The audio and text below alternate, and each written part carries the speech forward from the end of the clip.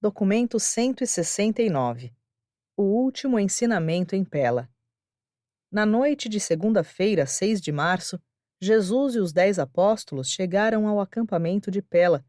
Foi essa a última semana da permanência de Jesus ali, quando esteve muito ativo ensinando à multidão e instruindo os apóstolos. Todas as tardes ele pregava ao povo e às noites respondia às perguntas dos apóstolos e de alguns discípulos mais avançados que residiam no acampamento. A notícia sobre a ressurreição de Lázaro havia chegado ao acampamento 2 dias antes da vinda do Mestre, e toda a gente mantinha-se estimulada. Desde o episódio da alimentação dos 5.000, nada acontecera para estimular tanto a imaginação do povo. E assim, no apogeu mesmo da segunda fase da ministração pública do reino, é que Jesus planejou ensinar durante essa curta semana em Pela e então começar a viagem ao sul da Pérea, que conduziu às experiências finais e trágicas da última semana em Jerusalém. Os fariseus e os sacerdotes principais haviam começado a formular as suas incriminações consolidando a forma das acusações. Eles opunham-se aos ensinamentos do mestre nos seguintes pontos. 1. Ele é amigo de publicanos e de pecadores, recebe os ímpios e até mesmo come com eles. 2. Ele é um blasfemo, fala de Deus como sendo seu pai e julga-se um igual a Deus. 3. Ele é um infrator da lei, cura doenças no sábado e de muitos outros modos burla a lei sagrada de Israel. 4. Ele está ligado a demônios, realiza prodígios e faz aparentes milagres pelo poder de Beelzebu, o príncipe dos demônios. 1. A parábola do filho perdido. Na quinta-feira à tarde, Jesus falou à multidão sobre a graça da salvação. No transcorrer desse sermão, ele voltou a contar a história da ovelha e da moeda perdidas, e então acrescentou a sua parábola favorita, a do filho pródigo.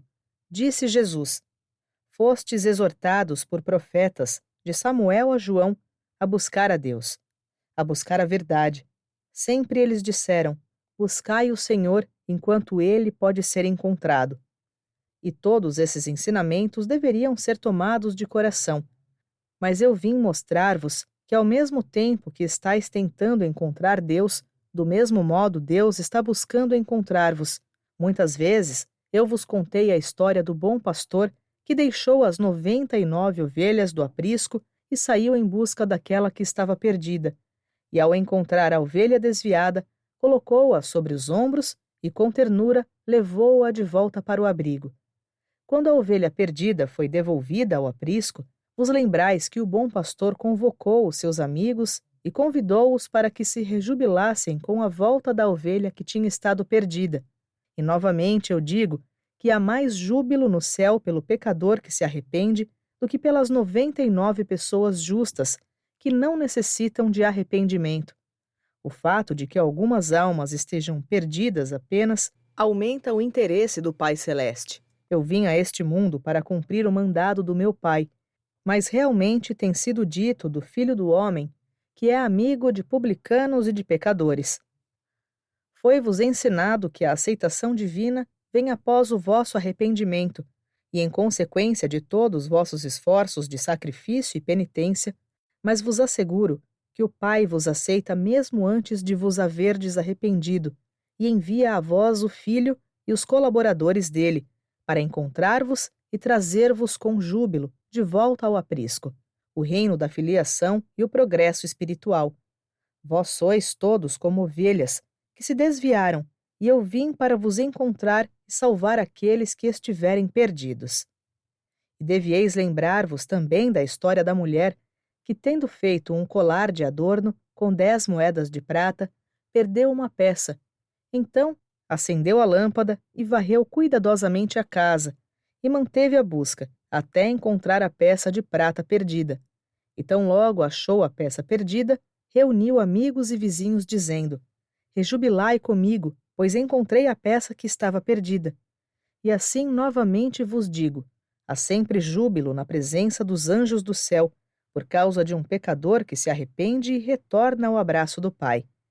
E vos conto essa história para incutir em vós a ideia de que o Pai e o Filho saem em busca daqueles que estão perdidos, e nessa busca nós empregamos todas as influências capazes de ajudar-nos em nossos esforços diligentes para encontrar aqueles que estão perdidos, aqueles que permanecem na necessidade de salvação.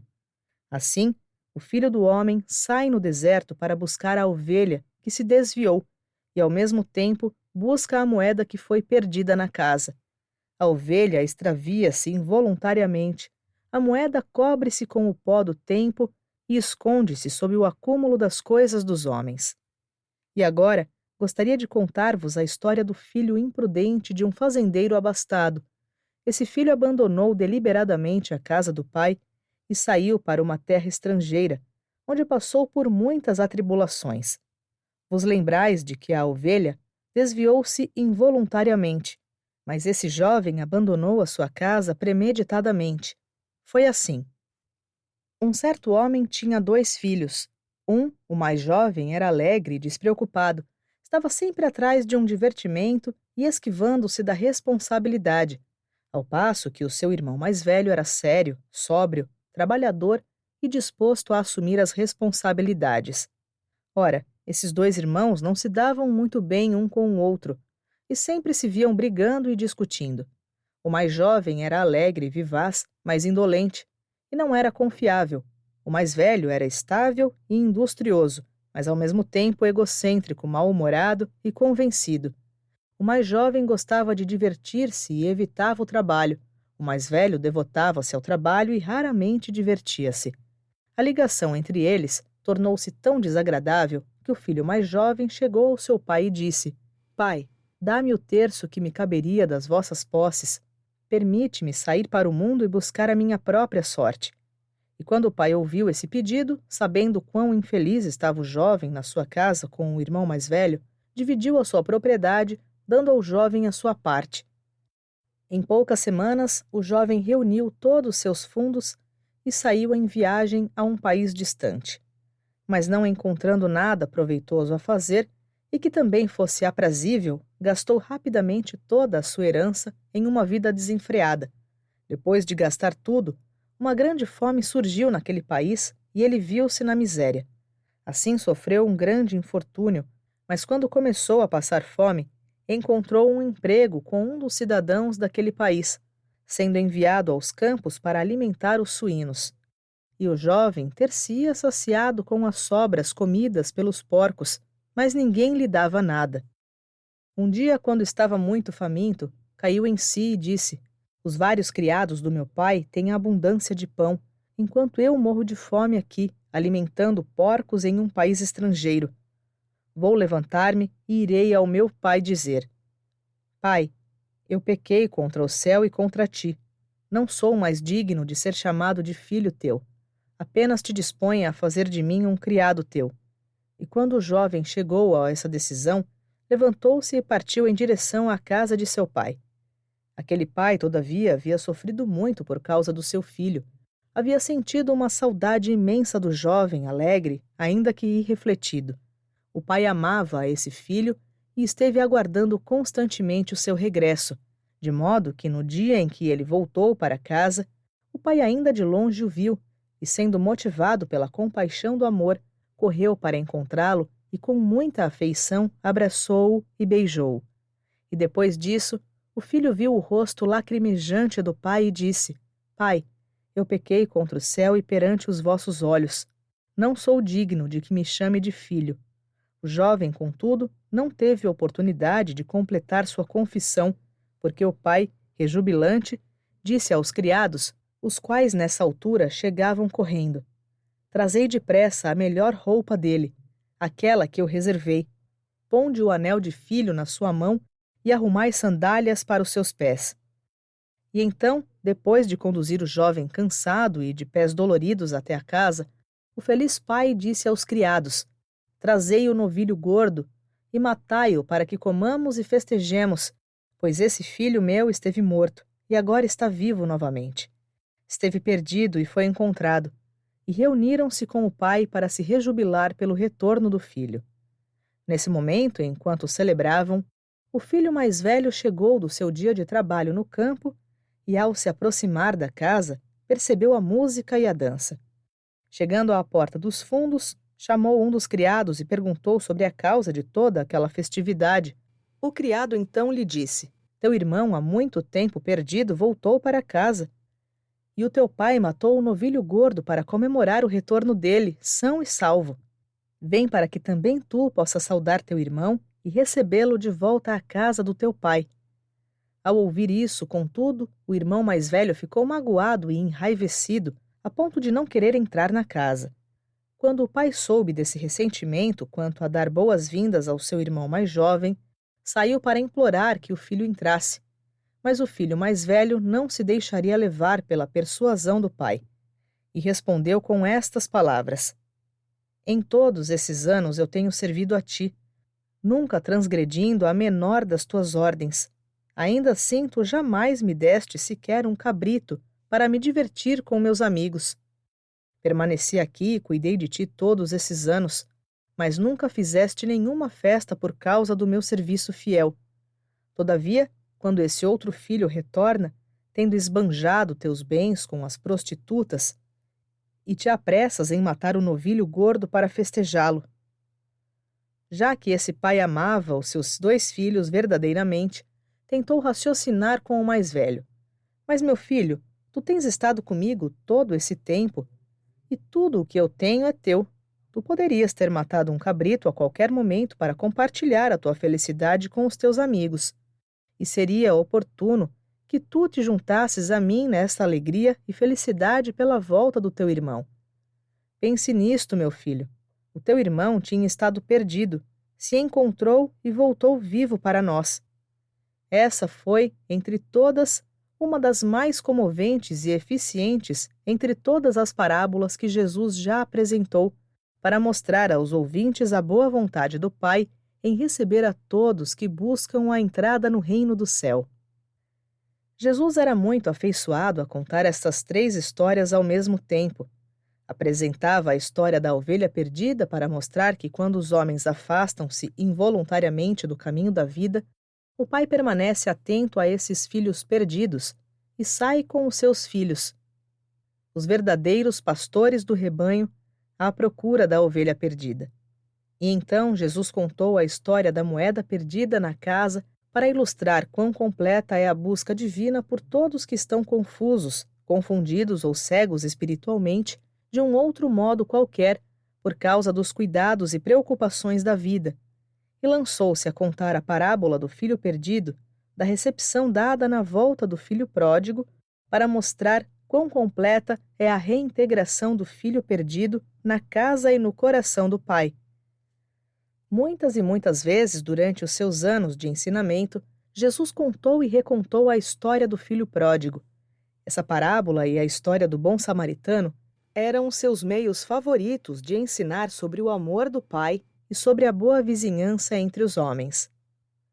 2. A parábola do administrador sagaz. Certa tarde, Simão Zelote, comentando uma das afirmações de Jesus, disse: Mestre, o que tu quiseste dizer quando hoje mencionaste que muitos dos filhos do mundo são mais sábios para a sua geração do que os filhos do reino, pois são hábeis em conseguir amigos com as riquezas feitas pelas injustiças? Jesus respondeu: Alguns de vós, antes de entrardes no reino, fostes muito astutos para lidar com os vossos amigos nos negócios. Se fostes injustos e muitas vezes desleais, não obstante prudentes e previdentes, é porque fizestes os vossos negócios com vistas apenas ao lucro imediato e à segurança futura. Do mesmo modo agora devereis levar as vossas vidas no reino de maneira a proporcionar alegria no presente, ao mesmo tempo vos deveis assegurar do vosso júbilo futuro com os tesouros acumulados no céu. Se sois tão atentos ao efetuar os ganhos para vós próprios, quando a serviço do ego, porque agora, que sois servidores da Irmandade dos homens e administradores de Deus, vos empenhar menos quando estáis ganhando almas para o reino. Podeis todos aprender uma lição com a história de um certo homem rico que tinha um administrador astuto, mas injusto.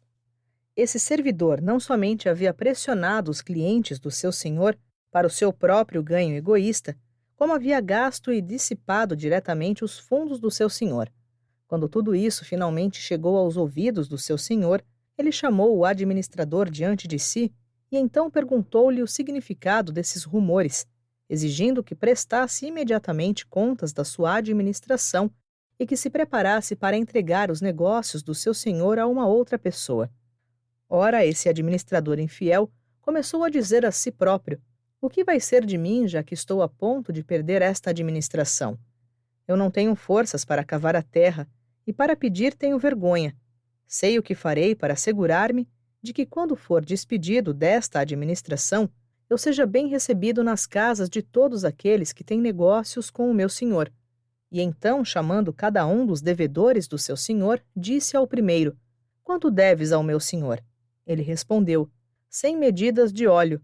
Então disse o administrador: pega a tua conta na prancha de cera, senta-te rapidamente e muda-a para 50.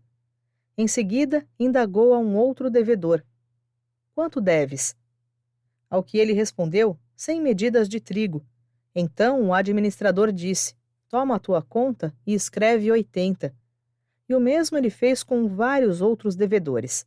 Assim, esse administrador desonesto procurou fazer amigos para si próprio com vistas a ajeitar-se depois de dispensado da sua administração. E mesmo o seu mestre e senhor, quando subsequentemente descobriu isso, foi levado a admitir que o seu administrador infiel ao menos havia demonstrado sagacidade pela maneira pela qual havia buscado prover-se para os dias futuros de carência e adversidade. E é nesse sentido que os filhos deste mundo algumas vezes demonstram mais sabedoria na sua prevenção para o futuro do que os filhos da luz. E digo a todos que professam estar adquirindo tesouros no céu: tomai lições com aqueles que fazem amigos, aproveitando as riquezas desonestas, conduzindo assim vossa vida, fazendo amizade eterna com as forças da retidão, para que, quando todas as coisas terrenas lhes faltarem, sejais recebidos com júbilo nas habitações eternas. Eu afirmo que aquele que é fiel nas coisas pequenas também será fiel nas grandes, enquanto aquele que não é reto nas coisas pequenas também não será nas grandes. Se não houverdes demonstrado previsão e integridade nos afazeres deste mundo, como podereis esperar ser fiéis e prudentes quando lhes for confiada a administração das verdadeiras riquezas do reino do céu? Se não fordes bons administradores e banqueiros fiéis, se não tiverdes sido fiéis naquilo que é dos outros, quem será tolo o bastante para colocar grandes tesouros no vosso nome?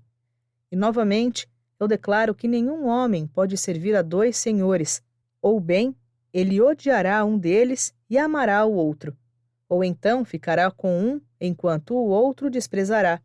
Não podereis servir a Deus e às riquezas. Quando os fariseus que estavam presentes ouviram isso, eles começaram a zombar e a escarnecer, pois eram muitos dados a adquirir riquezas. Esses ouvintes pouco amistosos tentaram implicá-lo em uma discussão inútil, mas Jesus recusou-se a debater com os inimigos. Quando os fariseus caíram em altercações entre si, as suas vozes altas atraíram boa parte da multidão acampada nos arredores, e quando começaram a disputar entre si, Jesus retirou-se, indo para a sua tenda passar a noite. 3. O homem rico e o mendigo. Quando a reunião tornou-se muito barulhenta, Simão Pedro levantou-se, tomou o comando e disse: homens e irmãos, não é apropriado que discutais assim entre vós. O mestre acabou de falar e fazeis bem em ponderar as suas palavras. E o que ele proclamou a vós não é nenhuma nova doutrina. Não haveis ouvido sobre a alegoria dos nazaritas, envolvendo o homem rico e o mendigo? Alguns de nós ouvimos João Batista bradar essa parábola de aviso àqueles que amam as riquezas e cobiçam os bens desonestos. E ainda que essa antiga parábola não esteja de acordo com o evangelho que nós pregamos, todos vós farieis bem em dar atenção às suas lições até a época em que puderdes compreender a nova luz do reino do céu. A história, como João a contou, foi assim. Havia um certo homem rico de nome Dives, que, vestido em púrpura e em linhos finos, vivia seus dias de luxo e esplendor, e havia um certo mendigo chamado Lázaro, o qual permanecia no portão do rico homem, coberto de feridas e desejando ser alimentado com as migalhas que caíam da mesa do rico homem. Sim, até os cães vinham e lambiam suas feridas. E aconteceu que o mendigo morreu e foi levado pelos anjos para descansar no seio de Abraão. E então, em breve, esse homem rico também morreu, sendo enterrado com grande pompa e esplendor régio. Ao partir deste mundo, o homem rico acordou no Hades, e encontrando-se em tormento, levantou os olhos e viu longe Abrão e Lázaro no seu seio. E então Dives gritou alto: Pai Abrão, tem misericórdia de mim, e envia Lázaro aqui para que ele possa molhar a ponta do seu dedo na água e refrescar a minha língua, pois estou em uma grande angústia com a minha punição. E então Abraão respondeu: Meu filho, devias lembrar que durante tua vida desfrutaste sempre das boas coisas, enquanto Lázaro sofreu o pior.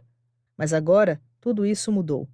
Vejo que Lázaro está confortado enquanto tu estás atormentado. E além disso, entre nós há um grande abismo, de modo que não podemos ir a ti, nem tu podes vir a nós. Então Dives disse a Abraão: Eu oro para que envies Lázaro de volta à casa do meu pai, porquanto eu tenho 5 irmãos, para que ele possa testemunhar e impedir os meus irmãos de serem enviados para este local de tormentas. Mas Abraão disse: Meu filho, eles têm Moisés e os profetas, que eles os ouçam. E então Dives respondeu: Não, não, pai Abraão. Mas se alguém for até eles, saindo dos mortos, eles arrepender-se-ão. E então disse Abrão: Se não houverem ouvido a Moisés e os profetas, não serão persuadidos mesmo por alguém que ressuscite dos mortos. Depois que Pedro contou essa antiga parábola da Irmandade Nazarita, e posto que a multidão havia se aquietado, André levantou-se e dispensou-os por aquela noite. Embora tanto os apóstolos quanto os seus discípulos frequentemente fizessem perguntas a Jesus sobre as parábolas de Dives e de Lázaro, ele nunca acedeu em comentar sobre ela. 4. O Pai e seu reino. Jesus sempre teve problemas ao tentar explicar aos apóstolos que, embora eles proclamassem o estabelecimento do reino de Deus, o Pai nos céus não era um rei.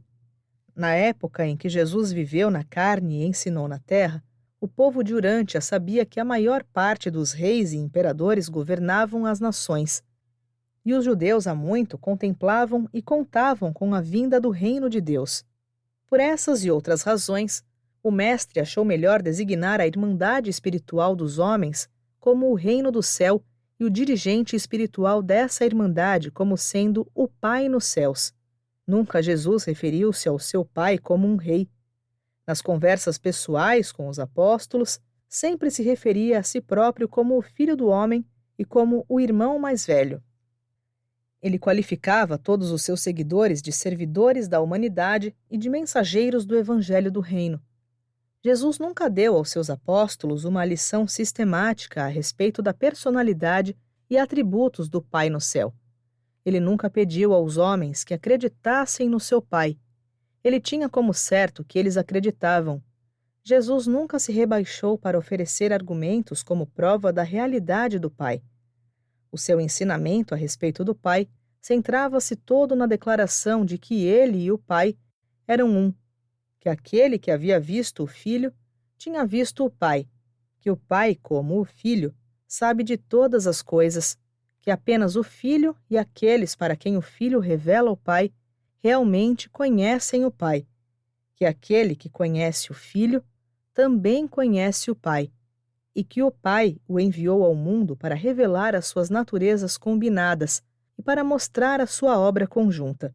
Jesus nunca fez outros pronunciamentos sobre o seu Pai, exceto para a mulher de Samaria, no poço de Jacó, quando ele declarou: Deus é Espírito. De Jesus, vós aprendeis sobre Deus, observando a divindade da sua vida, não vos baseando nos seus ensinamentos, da vida do Mestre. Cada um de vós podeis assimilar o conceito de Deus que representa a medida da vossa capacidade de perceber as realidades espirituais e divinas, verdades reais e eternas.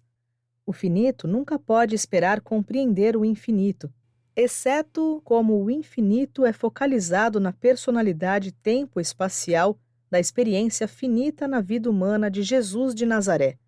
Jesus sabia bem que Deus pode ser conhecido apenas pelas realidades na experiência, que ele não pode nunca ser compreendido pelo mero ensinamento da mente. Jesus ensinou aos seus apóstolos que, embora eles nunca pudessem compreender Deus plenamente, eles poderiam conhecê-lo com toda a certeza, do mesmo modo que haviam conhecido o Filho do Homem. Vós podeis conhecer a Deus não pela compreensão do que Jesus disse, mas conhecendo o que Jesus foi.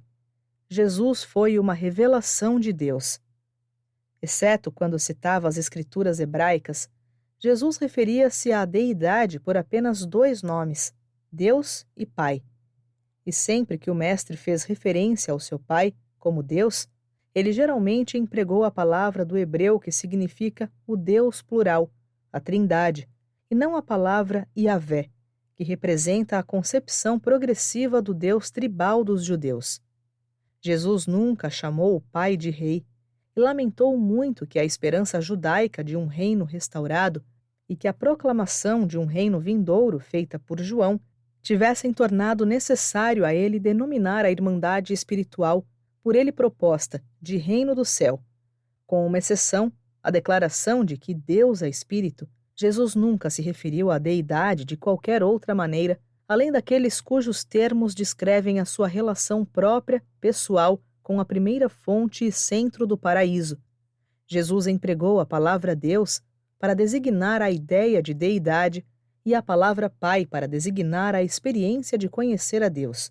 Quando a palavra Pai é empregada para denotar Deus, ela deveria ser entendida no seu significado mais amplo possível.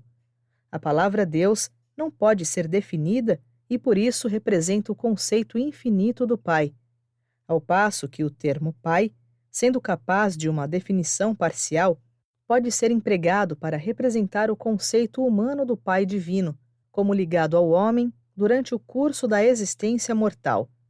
Para os judeus, Elohim era o Deus dos deuses, enquanto Yahvé era o Deus de Israel. Jesus aceitou o conceito de Elohim e chamava de Deus a esse grupo supremo de seres. No lugar do conceito de Yahvé, a deidade racial, ele introduziu a ideia da paternidade de Deus e da fraternidade mundial dos homens.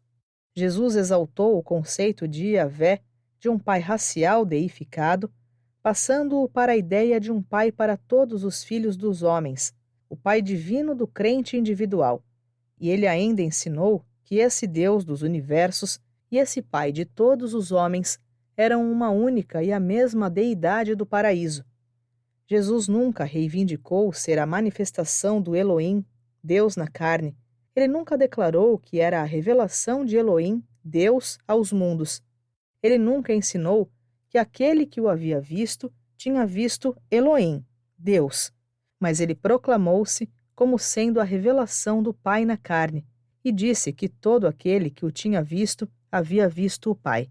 Como Filho divino, Jesus afirmou representar apenas o Pai. De fato, ele era o filho até mesmo do Deus Elohim, mas à semelhança da carne mortal, e para os filhos mortais de Deus, ele escolheu limitar a revelação da sua vida e retratar o caráter do seu Pai, no que essa revelação pudesse ser compreensível para o homem mortal. No que diz respeito ao caráter das outras pessoas da Trindade do Paraíso, havemos de contentar-nos com o ensinamento de que são todos como o Pai, cujo retrato pessoal foi revelado na vida do seu Filho encarnado, Jesus de Nazaré. Na sua vida terrena, embora Jesus haja revelado a verdadeira natureza do Pai Celeste, pouco ensinou sobre ele. Na verdade, ele ensinou apenas 2 coisas: que Deus é, Ele próprio, Espírito, e que para todas as questões de relacionamento com as suas criaturas, Ele é um Pai. Nessa tarde, Jesus fez o pronunciamento final da sua relação com Deus, quando declarou: Eu vim do Pai e eu vim ao mundo, e novamente eu deixarei o mundo e irei para o Pai. Atenção, todavia. Nunca Jesus disse que aquele que tiver ouvido a mim terá ouvido a Deus. No entanto, ele disse: Aquele que houver visto a mim, terá visto o Pai. Ouvir o ensinamento de Jesus não é equivalente a conhecer a Deus, mas ver Jesus é uma experiência que, em si própria, é uma revelação do Pai à alma. O Deus dos universos dirige a vasta criação, mas é o Pai nos céus que envia o seu Espírito para residir nas vossas mentes. Na sua forma à semelhança humana, Jesus é a lente que torna visível para a criatura a Ele, que é invisível. Jesus é o vosso irmão mais velho, que na carne torna conhecido para vós um ser de atributos infinitos, a quem nem mesmo as hostes celestes podem presumir compreender plenamente. Mas tudo isso deve consistir na experiência pessoal do indivíduo que crê. Deus, que é Espírito, pode ser conhecido apenas como uma experiência espiritual. Deus pode ser revelado aos filhos finitos dos mundos materiais, pelos filhos divinos dos reinos espirituais, apenas como um Pai. Vós podeis conhecer o Eterno como um Pai. Vós podeis adorá-lo como o Deus dos universos, o Criador infinito de todas as existências.